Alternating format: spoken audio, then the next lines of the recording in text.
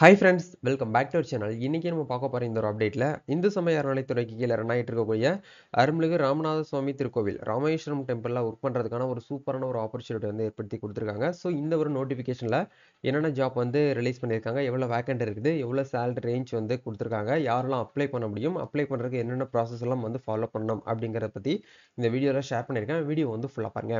வீடியோக்குள்ள போறதுக்கு முன்னாடி இப்போ தான் நம்ம சேனலை நீங்கள் ஃபர்ஸ்ட் டைம் பார்க்குறீங்க அப்படின்னா இந்த வீடியோக்கு கீழே இருக்கக்கூடிய ரெட் கலர் சப்ஸ்கிரைப் பட்டனையும் பக்கத்தில் இருக்கக்கூடிய அந்த பெல் பட்டனை கிளிக் பண்ணி ஆல்ங்கிறத அப்டேட் பண்ணி வச்சுக்கோங்க. நம்ம சேனல்லேருந்து போஸ்ட் பண்ணக்கூடிய ஒவ்வொரு லேட்டஸ்ட் அப்டேட்ஸும் ஈஸியாக நீங்கள் மிஸ் பண்ணாமல் பார்த்து தெரிஞ்சுக்க முடியும். சரி வாங்க இப்போ நம்ம டேரெக்டாக வீடியோக்குள்ளே போகலாம். ஓகே, இன்னைக்கான அப்டேட் வந்து ராமேஸ்வரம் டெம்பிளில் ஒர்க் பண்ணுறதுக்கான ஒரு சூப்பரான ஆப்பர்ச்சுனிட்டி வந்து இந்து சமய அறநிலைத்துறை வந்து ஏற்படுத்தி கொடுத்துருக்காங்க.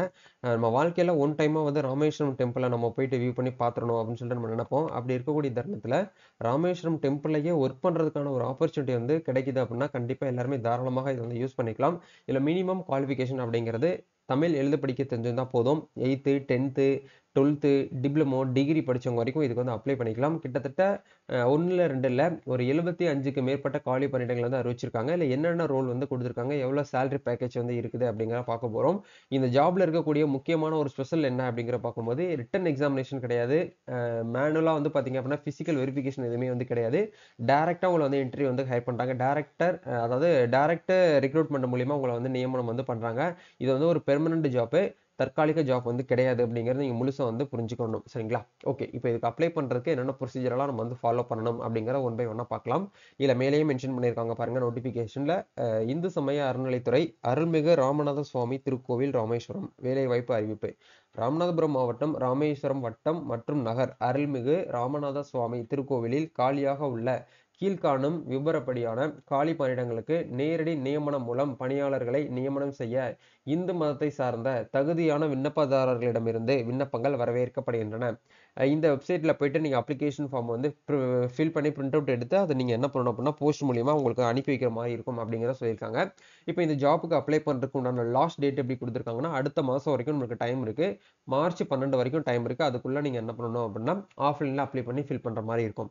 இப்போ என்னென்ன ரூல் வந்து கொடுத்துருக்காங்க அப்படிங்கிற பார்க்கலாம். தமிழ் புலவர் அப்படிங்கிற ரூலுக்கு அப்படிங்கிற போஸ்டிங்க்கு வந்து ஒரு வேக்கண்ட் கொடுத்துருக்காங்க. இந்த தமிழ் புலவர் அப்படிங்கிற ரோலுக்கு மட்டும் தான் வந்து நீங்க டிகிரி வந்து படிச்சிருக்கணும். மீதி இருக்கக்கூடிய எல்லா ரோலுக்குமே வந்து மினிமம் நீங்க வந்து தமிழ் எழுத படிக்க தெரிஞ்சிருந்தா போதும் அப்படிங்கிறத சொல்லியிருக்காங்க. மாநிலத்தில் உள்ள ஏதேனும் ஒரு பல்கலைக்கழகத்தில் தமிழ் பாடத்தில் பிலிட் அல்லது பிஏ எம்ஏ அல்லது வந்து எம்லிட் பட்டம் அல்லது அதற்கு இணையான கல்வி தகுதி பெற்றிருந்தல் மற்றும் வந்து பார்த்தீங்கன்னா திருமுறைகள், அதாவது வந்து திருமுறைகள் ஒப்புவித்தல் திறன் கொண்டவராக வந்து இருக்க வேண்டும் அப்படிங்கிறத உங்களுக்கு இதில் வந்து சொல்லியிருக்காங்க. அப்படி இருக்கக்கூடிய பட்சத்தில் நீங்கள் தாராளமாக வந்து இதை வந்து அப்ளை பண்ணிக்கலாம் அப்படிங்கிறத சொல்லியிருக்காங்க. தமிழ் புலவருக்கு சேலரி வந்து 18,500 இருந்து 56,600 வரைக்கும் சேலரி வந்து இருக்கும். நெக்ஸ்ட் வந்து பிளம்பருக்கு வந்து ஒரு ரோல் வந்து கொடுத்துருக்காங்க. அரசு அல்லது அரசு அங்கீகாரம் பெற்ற தொழில்துறை பயிற்சி நிறுவனம் ஐடிஐ நிறுவனத்தால் வழங்கப்பட்ட பிளம்பர் பாடப்பிரிவில் சான்றிதழ் பெற்றிருக்க வேண்டும் மற்றும் தொடர்புடைய பிரிவில் 5 ஆண்டுகள் அனுபவம் அல்லது 2 ஆண்டுகள் தொழில் பழகுனர் அப்ரண்டிஸ்ஷிப் அனுபவம் பெற்றிருக்க வேண்டும் அப்படிங்கிறத உங்களுக்கு வந்து கொடுத்துருக்காங்க. நெக்ஸ்ட் வந்து காவலர், அதாவது செக்யூரிட்டி கார்டுன்னு சொல்லுவோம், இல்லை காவலர்னு சொல்லுவோம். இந்த ரோலுக்கு வந்து 18 வேக்கண்ட் வந்து கொடுத்துருக்காங்க. தமிழ் எழுத படிக்க தெரிஞ்சிருந்தா போதும். சேலரி வந்து 15,900 இருந்து 50,400 வரைக்கும் சேலரி வந்து இருக்கு. கருணை இல்லம் காப்பாளர் பெண்களுக்கு வந்து பார்த்தீங்கன்னா ஒரு வேக்கண்ட் கொடுத்துருக்காங்க. இதுக்குமே தமிழ் எழுத படிக்க தெரிஞ்சிருந்தா போதும். துப்புரவு பணியாளருக்கு வந்து ஒரு 27 வேக்கண்ட் கொடுத்துருக்காங்க. தமிழ் எழுத படிக்க தெரிஞ்சிருந்தா போதும். தூர்வர், அதாவது ஸ்வைப்பர்னு சொல்லுவாங்க, அதுக்கு வந்து 26 வேக்கண்ட் வந்து கொடுத்துருக்காங்க. இதுக்கு ஆண்களும் அப்ளை பண்ணிக்கலாம், பெண்களும் அப்ளை பண்ணிக்கலாம். இதுக்கு வந்து தமிழ் எழுத படிக்க தெரிஞ்சிருந்தா போதும். நெக்ஸ்ட் வந்து கால்நடை பராமரிப்புக்கு வந்து ஒரு 2 வேக்கண்ட், இதுவுமே தமிழ் எழுத படிக்க தெரிஞ்சிருந்தா போதும். இந்த அப்ளிகேஷனை ஃபில் பண்ணி நீங்க எங்க வந்து சப்மிட் பண்ணணும் அப்படின்னா விண்ணப்பங்கள் அனுப்ப வேண்டிய முகவரி அப்படிங்கிற இடத்துல இணை ஆணையர் செயல் அலுவலகம் அருள்மிகு ராமநாத சுவாமி திருக்கோவில் ராமேஸ்வரம் நகர் மற்றும் வட்டம் ராமநாதபுரம் மாவட்டம் 623 526 அப்படின்னு சொல்லிட்டு நம்மளுக்கு வந்து கொடுத்துருக்காங்க.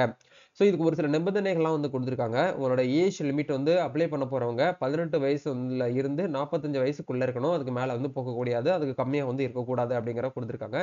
1/7/2025 இந்த அப்டேட் படி உங்களுடைய வயது வந்து 18 வயது பூர்த்தி அடைந்தவராகவும் 45 வயதிற்கு மேற்படாதவராகவும் வந்து இருக்க வேண்டும். இந்த ஜாபுக்கு அப்ளை பண்ணணும் அப்படின்னா நீங்க இந்து மதத்தை சார்ந்தவராகவும் இறை நம்பிக்கை உடையவராகவும் வந்து இருக்க வேண்டும் அப்படிங்கிற கொடுத்துருக்காங்க. தமிழ்நாட்டை சேர்ந்தவராக வந்து இருக்க வேண்டும். சரிங்களா? So BC MBC DNC SC ST எல்லாருமே அப்ளை பண்ணிக்கலாம். பிசிஎம் வந்து அப்ளை பண்ண முடியாது. அதாவது ஹிந்துஸ் தவிர மீதி யாருமே வந்து இதுக்கு வந்து அப்ளை பண்ண முடியாது அப்படிங்கிறத கொடுத்துருக்காங்க. அதே மாதிரி இதில் என்ன சொல்லியிருக்காங்க அப்படின்னா, இந்த அரசாணை நிலைப்படி வந்து பார்த்தீங்க அப்படின்னா, இந்து சமய அறநிலைத்துறை, சுற்றுலா பண்பாடு மற்றும் அறநிலைத்துறை எண் சொல்லிட்டு இந்த டேட் போட்டு விதிகளுக்கு உட்பட்டது அப்படிங்கிறத வந்து கொடுத்துருக்காங்க. இந்த நேரடி நியமனம்ங்கிறது வந்து பார்த்தீங்க அப்படின்னா, இந்து சமய அறநிலைத்துறை சட்ட விதிகளுக்கு வந்து உட்பட்டவை அப்படிங்கிறத வந்து கொடுத்துருக்காங்க. உங்க பேர்ல வந்து நீதிமன்ற தண்டனையோ இல்ல வந்து பார்த்தீங்கன்னா கடன் வாங்கிட்டு திருப்ப கொடுக்க முடியாம இருக்கக்கூடிய பிரச்சனைனால நீதிமன்றத்துல கேஸ் போட்டு உங்க மேல வந்து பார்த்தீங்கன்னா எஃப்ஐஆர் ஆயிருக்கு அப்படிங்கிற பட்சத்துல நீங்க இந்த ஜாப்க்கு வந்து அப்ளை பண்ண முடியாது அப்படிங்கிற கொடுத்துருக்காங்க. ஸோ நீங்க இதுக்கு முன்னாடி ஏற்கனவே வந்து பார்த்தீங்கன்னா திருக்கோவில்ல வந்து ஒர்க் பண்ணிட்டு இல்ல ஏதாச்சும் ஒரு காரணத்துக்காக நீங்க வந்து உங்களை வந்து பணி நீக்கம் பண்ணியிருந்தாங்க அப்படின்னா நீங்க வந்து இதுக்கு வந்து அப்ளை பண்ண முடியாது அப்படிங்கறத வந்து கொடுத்துருக்காங்க. திருக்கோவில் நிர்வாக நலனுக்கு எதிராக வழக்கு தொடர்ந்தவர்கள், போராட்டம், ஆர்ப்பாட்டம் கலந்து கொண்டவர்கள் திட்டத்தில் இந்த ஒரு ஸ்கீமுக்கு வந்து சாரி இந்த ஒரு அப்ளிகேஷன்ல வந்து நீங்க ஃபில் பண்ண முடியாது அப்படிங்கறத சொல்லிட்டாங்க. நெக்ஸ்ட் வந்து பாத்தீங்க அப்படின்னா, ஒன்றுக்கு மேற்பட்ட விண்ணப்பங்கள் வந்து விண்ணப்பிப்போர் வந்து பார்த்தீங்கன்னா, தனித்தனி அப்ளிகேஷன் நீங்க வந்து ஃபில் பண்ணி அனுப்பணும் அப்படிங்கிறத வந்து குடுத்துருக்காங்க. தேர்வு செய்யப்படும் பணியாளர் இத்திருக்கோவிலின் உப கோவில்களுக்கும், உப நிறுவனங்களுக்கும் வந்து பணியிட மாறுதல் செய்யப்படுவார்கள் அப்படிங்கிறதையும் தெளிவா வந்து மென்ஷன் பண்ணியிருக்காங்க. நெக்ஸ்ட் வந்து பார்த்தீங்க அப்படின்னா, தொற்றுநோய், உடல் மற்றும் மனநிலை குன்றியவர்கள் உள்ளவர்கள் இந்த பணிக்கு வந்து விண்ணப்பிக்க முடியாது அப்படிங்கிறதையும் குடுத்துருக்காங்க. விண்ணப்பதாரர் நல்ல தேக ஆரோக்கியம் உள்ளவராக வந்து இருக்க வேண்டும் அப்படிங்கிறத கொடுத்துருக்காங்க. ஒன்றுக்கு மேற்பட்ட பணியிடங்களில் விண்ணப்பிப்பவர்களுக்கு ஒவ்வொரு பதவிகளுக்கும் தனித்தனியாக எழுத்து தேர்வு மற்றும் நேர்முக தேர்வு வந்து நடத்தப்படும் அப்படிங்கிறதையும் வந்து சொல்லியிருக்காங்க. நேர்முக தேர்வில் கலந்து கொள்வதற்கு எந்தவித பயணப்படியும் வந்து வழங்கப்பட மாட்டாது. அதாவது இன்டர்வியூக்கு வந்து பார்த்தீங்கன்னா எந்த ஒரு அமௌண்ட்டும் நாங்கள் உங்களுக்கு வந்து கொடுக்க மாட்டோம் அப்படிங்கிறத சொல்லியிருக்காங்க. இதுக்கு நீங்கள் அப்ளை பண்ணணும் அப்படின்னா அப்ளிகேஷனுக்கு பின்னாடி வந்து ஜாதி சான்றிதழ், கூடுதல் சான்றிதழ்கள், வாக்காளர் அடையாள அட்டை, ஆதார் கார்டு, ரேஷன் கார்டு, நன்னடத்தை சான்று, செல்ஃப் டெக்ளரேஷன் எல்லாமே போட்டு நீங்க என்ன பண்ணணும் அப்படின்னா பின்னாடி அட்டாச் பண்ணி சப்மிட் பண்ற மாதிரி இருக்கும் அப்படிங்கறதையும் உங்களுக்கு வந்து கொடுத்துருக்காங்க. ஸோ கண்டிப்பா வந்து பாத்தீங்க அப்படின்னா விண்ணப்பதாரர்கள் அனுப்பும்போது உரையின் மீது கண்டிப்பாக பதவியின் பெயர் அந்த போஸ்ட் கார்டுல மேல வந்து எந்த போஸ்டிங் வந்து அப்ளை பண்ண போறீங்களோ அந்த போஸ்டிங் நேமை என்ட்ரி பண்ணி எழுதி தான் நீங்க வந்து அனுப்பணும் அப்படிங்கறத வந்து கொடுத்துருக்காங்க. பூர்த்தி செய்யப்பட்ட விண்ணப்பங்கள் பதிவு தாளிலோ அல்லது நேரிலோ வந்து கொடுக்கலாம் அப்படிங்கிறத கொடுத்துருக்காங்க. லாஸ்ட் டேட் வந்து 12/3/2025 ஈவினிங் வந்து 5:45 வரைக்கும் நமக்கு வந்து டைம் கொடுத்துருக்காங்க. அதுக்குள்ள நீங்க என்ன பண்ணணும் அப்படின்னா அனுப்பி வைக்கிற மாதிரி இருக்கும் அப்படிங்கிறதையும் உங்களுக்கு வந்து கொடுத்துருக்காங்க. நெக்ஸ்ட் வந்து பாத்தீங்க அப்படின்னா பூர்த்தி செய்யப்பட்ட விண்ணப்பங்கள் உரிய சான்றிதழுடன் அஞ்சல் உரையில் பணியிட வரிசை எண், அதாவது எந்த வரிசை எண்ணோ அந்த வரிசை எண் மற்றும் அந்த பணியுடைய பேரை போட்டு நீங்க தெளிவா வந்து அனுப்பணும் அப்படிங்கிறதையும் உங்களுக்கு வந்து இதுல வந்து கொடுத்துருக்காங்க. கண்டிப்பா செல்ஃப் அட்ரஸ்ட் ஒவ்வொரு இதுலயும் நீங்க வந்து கொடுக்கணும். ஜெராக்ஸ்ல பின்னாடி அட்டாச் பண்ணிட்டு நீங்க வந்து கொடுக்கணும். கண்டிப்பா ரூ. 25 மதிப்புள்ள அஞ்சல் விலையை ஒட்டி நீங்க வந்து என்ன பண்ணணும் அப்படின்னா ஒரு அழைப்பாணையை வந்து ரெடி பண்ணி அதுக்குள்ள நீங்க வச்சு அட்டாச் பண்ணி வந்து அனுப்பணும் அப்படிங்கிறதையும் வந்து சொல்லியிருக்காங்க. இப்போ இதுக்கு எப்படி வந்து ஃபில் பண்றது அப்படிங்கிறத பார்க்கலாம். ஸோ இந்த இடத்துல வந்து விண்ணப்பிங்கன்னு சொல்லி ஒரு ஆப்ஷன் இருக்கும். இந்த லிங்க் நான் கீழே டிஸ்கிரிப்ஷன்ல கொடுத்துருக்கேன். கிளிக் பண்ணீங்கன்னா இந்த பேஜ்க்கு வருவீங்க. ஸோ இந்த இடத்துல விண்ணப்பதாரருடைய பெயர் அப்படிங்கிற இடத்துல உங்களுடைய பேரு, இந்த இடத்துல உங்களுடைய அப்பா பேரு, உங்களுடைய டேட் ஆஃப் பர்த், உங்களுடைய கைபேசி எண், மொபைல் நம்பர், உங்களுடைய வீட்டு அட்ரஸ், அதே மாதிரி டோர் நம்பர், ஸ்ட்ரீட் நேம், எந்த டிஸ்ட்ரிக்கோ அந்த டிஸ்ட்ரிக்ட் வந்து செலக்ட் பண்ணிக்கோங்க. ராமநாதபுரத்தில் இருக்கக்கூடியவங்க மட்டும் அப்ளை பண்ணணுங்கிறது கிடையாது. 38 மாவட்டத்தில் இருக்கக்கூடியவங்க எல்லாருமே இதுக்கு வந்து அப்ளிகேஷன் பண்ணிக்கலாம். நெக்ஸ்ட் வந்து பின்கோடு, எந்த பதவிக்கு வந்து அப்ளை பண்ண போறீங்களோ அந்த பதவியை வந்து செலக்ட் பண்ணிக்கோங்க. இப்போ வந்து காவலர் அப்படின்னா காவலருங்கிற ஆப்ஷன் வந்து கொடுத்துட்டு மேற்கண்ட விண்ணப்பத்தை பூர்த்தி செய்து பதிவிறக்கம் செய்ய நான் வந்து என்ன பண்ணிக்கிறேன் அப்படின்னா அனுப்ப வேண்டும் அப்படின்னு சொல்லிட்டு இந்த இடத்துல டிக் பண்ணிட்டு பதிவிறக்கம் செய்யுங்கிற ஆப்ஷன் கொடுத்தீங்கன்னா டேரெக்டாக உங்களுக்கு ஒரு பிடிஎஃப் வந்து டவுன்லோட் ஆகும். அந்த பிடிஎஃப் நீங்கள் வந்து பிரிண்ட் அவுட் எடுக்கணும். ஸோ இந்த இடத்துல உங்களுடைய ஃபோட்டோ நீங்கள் இந்த இடத்துல ஆட் பண்ணுற மாதிரி இருக்கும். Name, father name, date of birth, contact number, address இது எல்லாமே டிஃபால்ட்டாக உங்களுக்கு வந்து பிரிண்ட் ஆயிருக்கும். ஸோ இந்த இடத்துல வந்து நீங்கள் என்னென்ன பேலன்ஸ் வந்து ஃபில் பண்ணணும் அப்படிங்கிறத பார்க்கும்போது நீங்கள் இந்த இடத்துல விண்ணப்பதாரர் வந்து பார்த்தீங்கன்னா 18 to 45 வயசுக்குள்ளே இருக்கிறீங்களான்னு சொல்லிட்டு கேட்பாங்க. ஆமாம் அப்படிங்கிற போட்டுக்கோங்க. நெக்ஸ்ட் இந்த இடத்துல ஆதார் எண் அப்படிங்கிறது கண்டிப்பாக 12 டிஜிட் ஆதார் நம்பர் என்ட்ரி பண்ணிக்கோங்க. ஜாதி மற்றும் மதம் கண்டிப்பாக நீங்கள் இந்த இடத்துல எழுதணும். ஜாதி வந்து பார்த்தீங்க கேஸ்ட் கம்யூனிட்டி பிசியில் நீங்கள் என்ன கேஸ்டோ அதை வந்து கண்டிப்பாக இந்த இடத்துல எழுதணும். அதே மாதிரி கல்வி தகுதி நீங்கள் என்ன படிச்சிருக்கீங்களோ அதை இந்த இடத்துல எழுதணும். பின்னாடி தான் அட்டாச் பண்ணுற மாதிரி இருக்கும். இதர தகுதியில் ஏதாச்சும் இருக்கு அப்படின்னா நீங்க கொடுக்கணும், இல்லைன்னா விட்டுருங்க. விண்ணப்பிக்கும் பணி முன் அனுபவம் ஏதாச்சும் வந்து இருக்கு அப்படின்னா அது சம்பந்தமா இப்ப காவலருக்கு நம்ம அப்ளை பண்ணியிருக்கோம்னா காவலர் சம்பந்தமா நீங்க இதுக்கு முன்னாடி ஹோம் கார்ட்லயோ இல்ல வேற ஏதாவது காவலர் டிபார்ட்மெண்ட்ல நீங்க வந்து பெர்மனண்டாவோ இல்ல டெம்பரரியாவோ நீங்க ஒர்க் பண்ணிருந்தீங்க அப்படின்னா அதை கண்டிப்பா இந்த இடத்துல கொடுக்குற மாதிரி இருக்கும். நெக்ஸ்ட் வந்து இதர தகுதிகள் ஏதாச்சும் வந்து இருக்கு அப்படின்னா நீங்க அதை வந்து கொடுத்து நீங்க வந்து சப்மிட் பண்ணுங்க.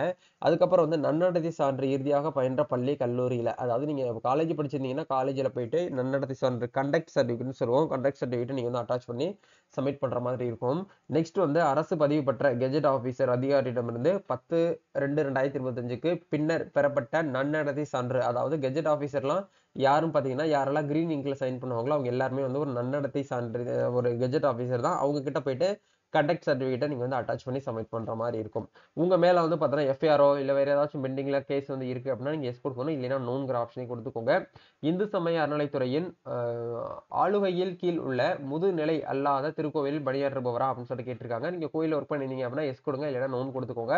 அதே மாதிரி பணியாற்றிருக்கீங்க அப்படின்னா அந்த கோயிலோட பேர் என்ன, அவங்க பேர், அதுக்கு டீட்டெயில்ஸ் எல்லாமே நீங்கள் வந்து ஃபில் பண்ணுற மாதிரி இருக்கும். அப்படி இல்லைன்னா எல்லாமே கொடுக்க தேவையில்லை, விட்டுருங்க. விண்ணப்பதாருடைய பெயர் அப்படிங்கிற இடத்துல பேரை நீங்கள் இந்த இடத்துல கொடுத்துக்கோங்க. நெக்ஸ்ட் வந்து பார்த்தீங்கன்னா விண்ணப்பதாரின் தந்தை பாதுகாவல் பெயர்னு சொல்லிட்டு கேட்டிருப்பாங்க. அதையுமே கரெக்டாக இந்த இடத்துல கொடுத்துட்டு பணியில் சேர்ந்த நாள் இதெல்லாமே நீங்கள் வந்து ஒர்க் பண்ணியிருந்தீங்கன்னா கொடுங்க, இல்லைன்னா கொடுக்க தேவையில்லை. தற்போது பணிபுரியும் பதவி அப்படின்னு சொல்லி கேட்டிருக்காங்க. இப்போ கரண்ட்ல ஏதாச்சும் நீங்கள் ஒர்க் பண்ணிட்டு இருக்கீங்க அப்படின்னா அந்த பதவியோட பேர் வந்து கொடுங்க. இல்லைனா நீங்கள் வந்து ஒரு அன்எம்ப்ளாயா இருக்கீங்க அப்படின்னா அன்எம்ப்ளாயினே இந்த இடத்துல கொடுத்துக்கலாம்.